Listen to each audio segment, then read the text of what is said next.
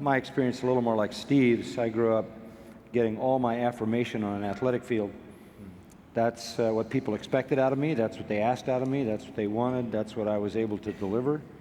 And so all my interest and attention was driven in that direction.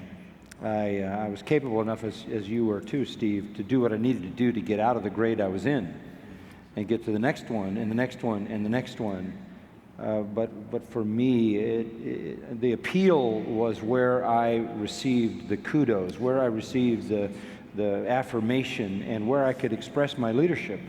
I had always these desires to see things done a certain way, and in an athletic situation, I would solve problems.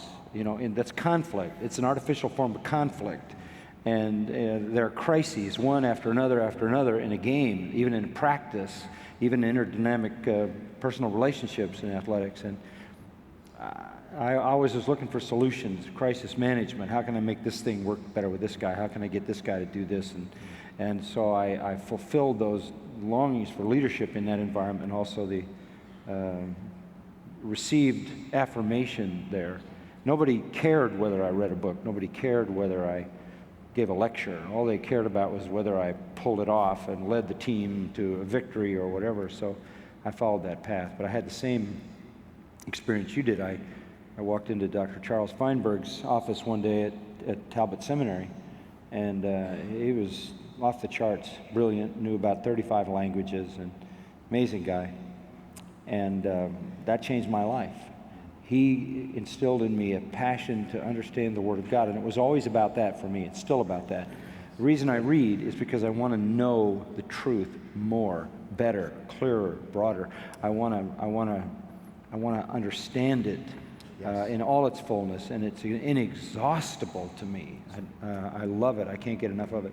And I read biographies because I need to suffer the pain of comparison.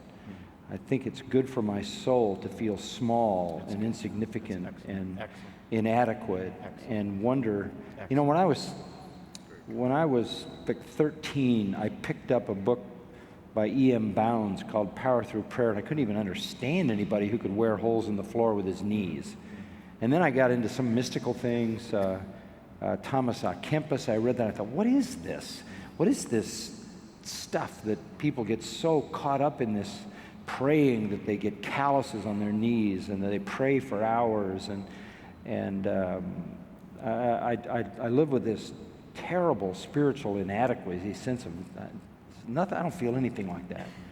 And I think through the years, going deep into some of these biographies and feeling the sort of personal inadequacy, and that I'm way over my head doing what I'm doing because I don't belong in a league with these kinds of people, is good for my soul. It's on the one hand, you get a lot of promotion and all this, but the realities are brought to bear when you compare your life with John Rogers, you compare your life with William Tyndale, or you compare your life with William Carey or Robert Morrison, or pick a name.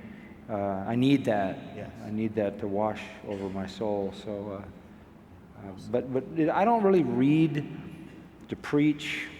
I read to know and to understand, and then it all comes out.